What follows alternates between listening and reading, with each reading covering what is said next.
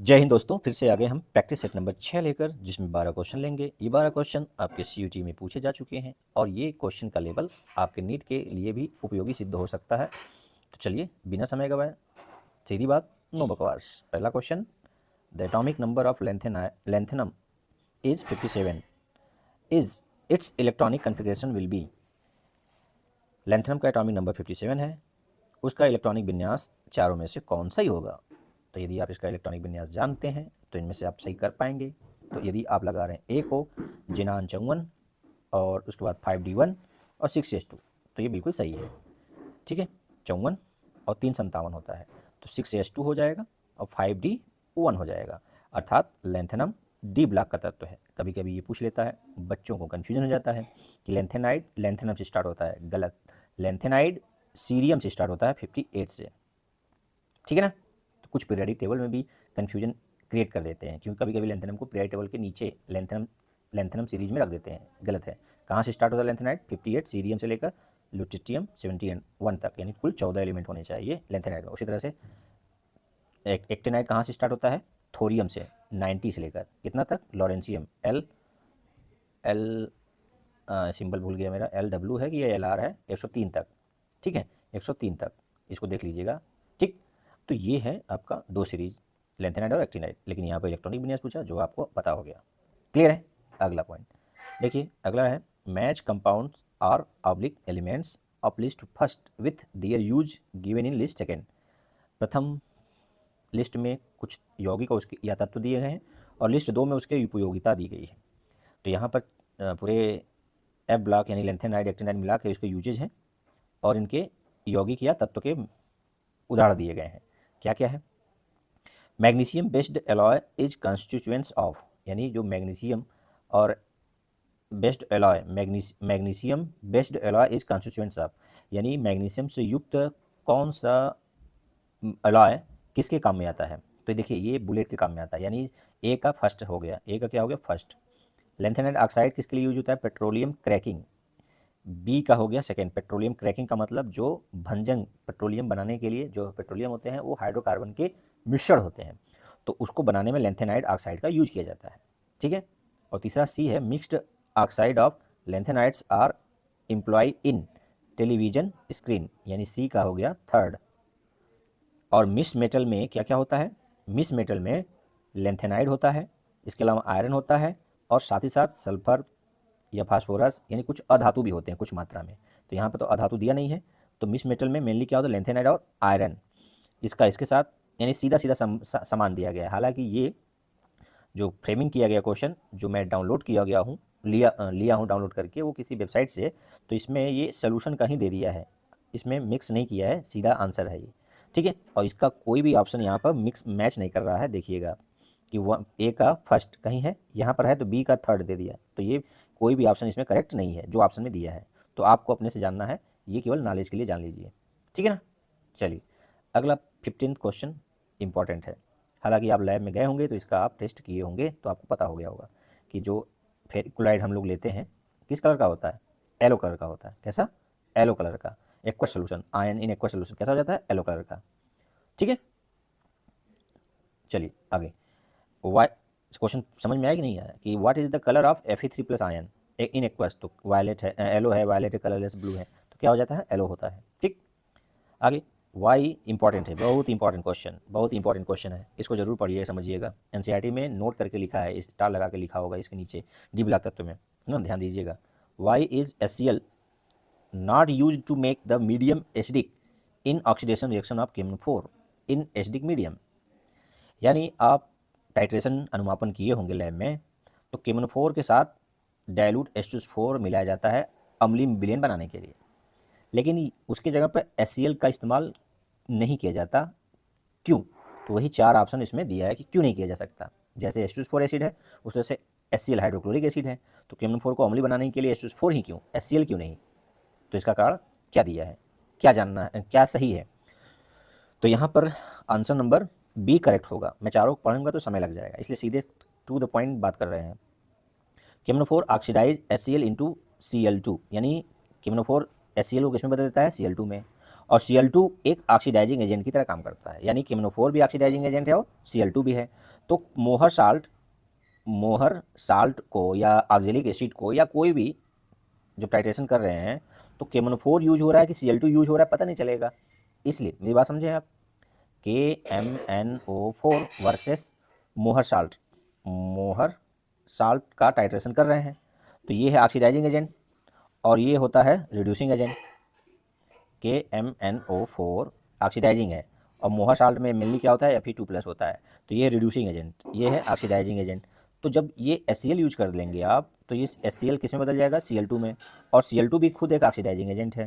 क्या है, oxidising agent है। तो ये फेरस को फेरिक में KMnO4 कर रहा है कि Cl2 कर रहा है, कैसे पता चलेगा, इसलिए इसका यूज नहीं कर सकते। इसलिए ये ऑप्शन नंबर सी बी वाला करेक्ट हो जाएगा। ठीक है, अगला acidified potassium dichromate oxidise sulphide H2-2 किस में बदल देता है, potassium dichromate K2CR2O7 sulphide ion को किस में ऑक्सीडाइज कर देगा या किस में बदल देगा, एसिडिक मीडियम में, H+ भी है, किस में बदल देगा, सल्फर में, सल्फर यानी सल्फर 2- से किस में बदल जाएगा, 0 में। ठीक है, तो किस कौन सा ऑप्शन है, ऑप्शन नंबर सी सल्फर में, सल्फर तत्व में।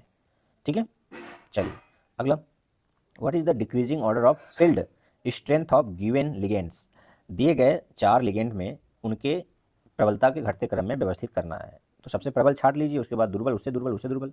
तो सबसे प्रबल क्या है, साइनाइड आयन होता है, साइनाइड आयन सबसे स्ट्रॉन्गेस्ट लिगेंड होता है। तो सबसे पहले उसको रख लीजिए, तो किस ऑप्शन में दिया है, डी में।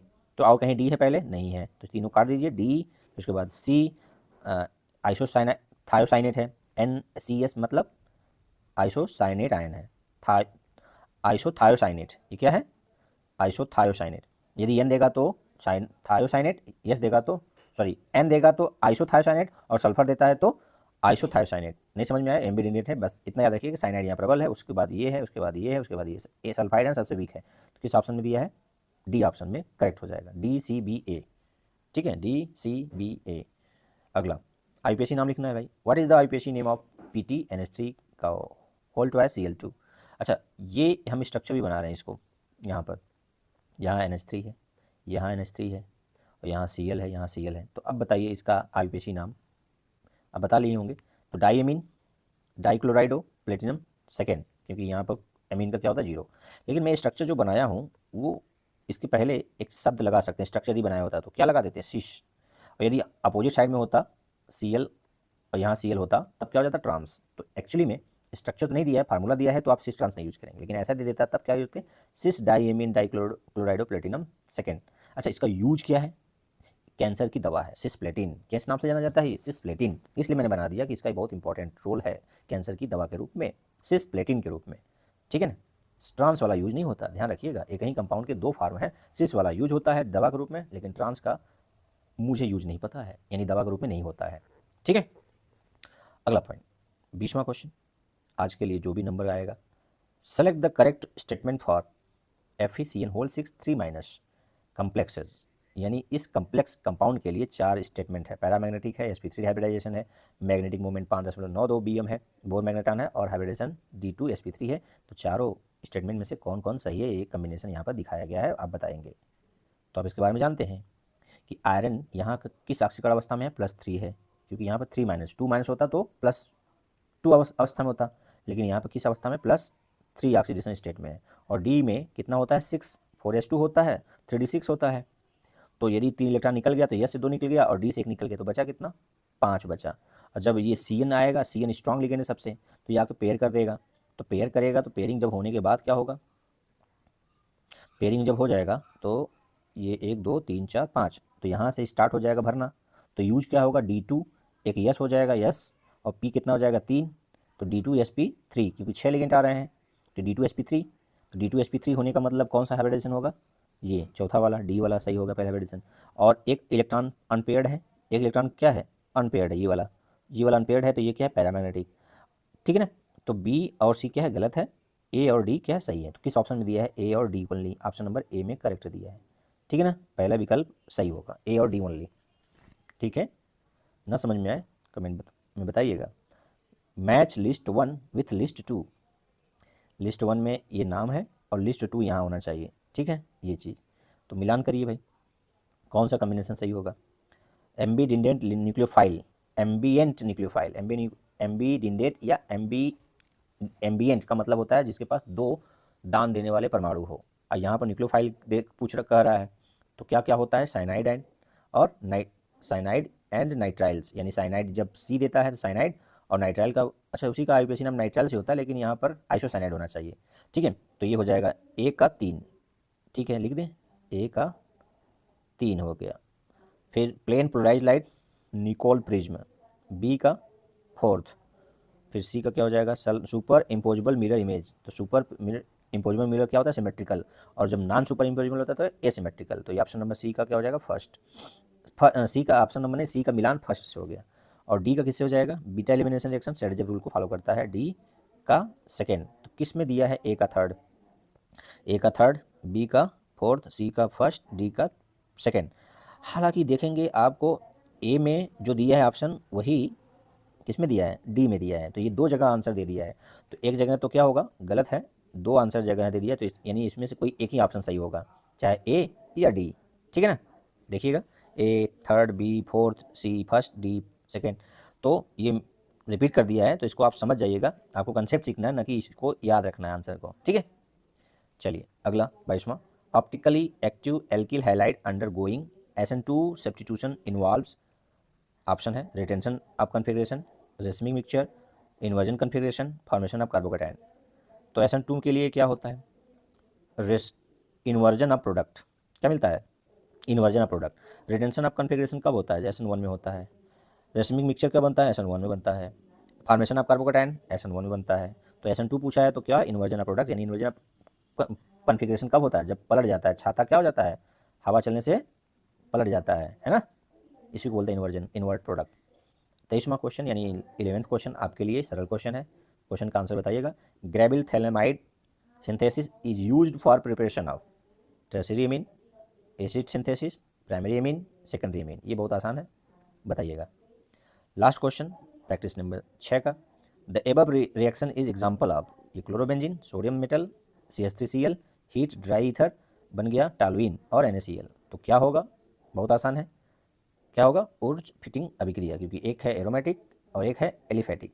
दोनों सोडियम धातु, ईथर है, ये ऊर्ज फिटिंग। और दोनों एल्किलाइड होता, दोनों हेलोएरिन होता, तब अलग अलग हो जाता। दोनों एल्किल हैलाइड होता, तब क्या कहते हैं? ऊर्ज कहते हैं। और दोनों एरोमेटिक होता तो क्या कहते हैं? फिटिंग कहते हैं। तो फिटिंग इसमें दिया नहीं है, लेकिन दोनों का मिक्सचर है तो ऊर्ज फिटिंग अभिक्रिया। ठीक है ना? ठीक है, तो प्रैक्टिस नंबर 7 बाद में।